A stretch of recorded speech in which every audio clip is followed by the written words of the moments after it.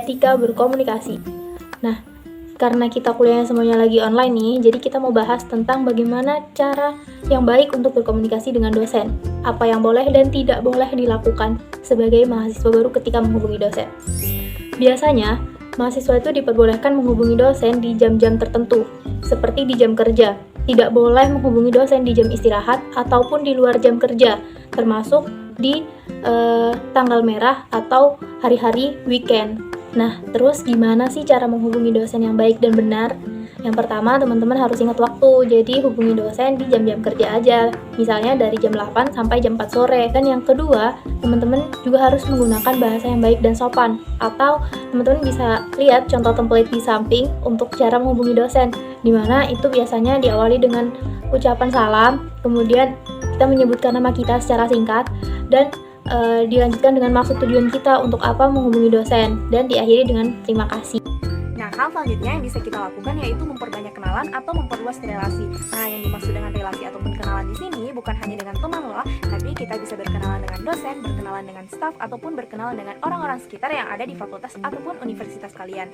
Manfaat yang bisa kita dapatkan yaitu kita bisa melatih komunikasi, sehingga kita terlatih untuk berkomunikasi dengan orang-orang baru atau melatih public speaking kita. Yang kedua, kita bisa mendapatkan pengalaman dari orang-orang baru yang kita temui, sehingga ketika kita menghadapi permasalahan yang sama, kita sudah bisa menyelesaikan masalah tersebut. Yang ketiga yang bisa kita dapatkan yaitu di dunia kerja nanti tidak menutup kemungkinan kita bertemu dengan orang-orang tersebut lagi. Jadi kita bisa meminta bantuan ataupun mereka yang meminta bantuan untuk menyelesaikan pekerjaan ataupun bekerja sama dalam suatu pekerjaan.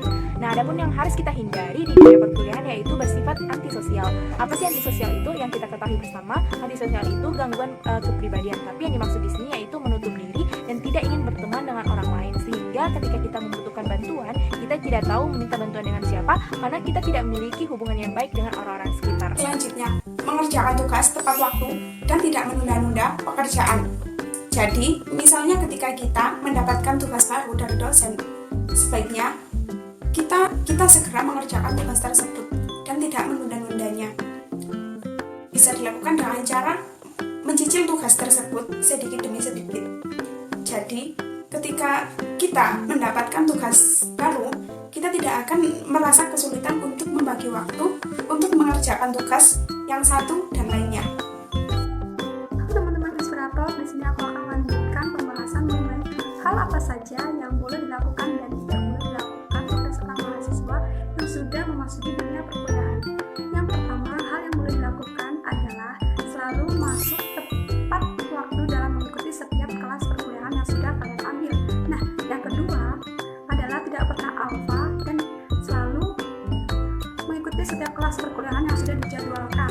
Nah, sedangkan hal yang tidak boleh dilakukan oleh seorang mahasiswa ketika sudah memasuki dunia perkuliahan adalah terlambat masuk kelas. Baik itu kelas secara sinkronus maupun asinkronus, kita harus sebisa mungkin bisa mengikuti perkuliahan tersebut. Dan apabila kita tidak bisa mengikuti kelas perkuliahan dengan alasan yang tidak masuk akal ataupun tanpa keterangan sampai 3 kali, itu akan membuat kita tidak lulus mata kuliah yang sudah kita ambil dan resikonya akan mengulang di semester berikutnya. Kemudian, hal yang harus kalian lakukan adalah cari circle pertemanan yang baik, saling support, dan saling terbuka. Sebab, circle pertemanan yang baik akan mempengaruhi kinerja kuliah kalian di kampus loh teman-teman. Jangan sampai kalian mendapatkan teman yang toksik, apalagi teman yang memiliki sifat berbeda, yaitu baik di depan, tapi nyatanya memiliki sifat buruk di belakang. Nah, hal terakhir yang sebaiknya kita lakukan sebagai seorang mahasiswa adalah mengikuti berbagai organisasi dan kegiatan yang diadakan oleh kampus. Dengan mengikuti organisasi dan kegiatan yang ada di kampus, hal ini akan membawa banyak manfaat pada diri kita sebagai seorang mahasiswa. Di antaranya yaitu semakin bertambahnya pengetahuan dan wawasan, semakin bertambahnya relasi yang kita miliki, meningkatkan kemampuan berkolaborasi dan berinteraksi dengan orang lain, serta membantu kita dalam manajemen waktu yang baik. Nah, selanjutnya, hal yang sebaiknya tidak kita lakukan yaitu hanya berorientasi pada IPK semata. IPK memanglah penting bagi seorang mahasiswa, sebab dengan IPK hal ini akan membantu kita dalam mendaftar beasiswa dan melamar kerja nantinya. Tetapi akan lebih baik jika kita meningkatkan berbagai kemampuan seperti hard skill dan soft skill. Karena dengan kemampuan-kemampuan tersebut akan membantu kita ketika terjun di dunia kerja dan terjun dalam masyarakat ketika lulus kuliah nantinya.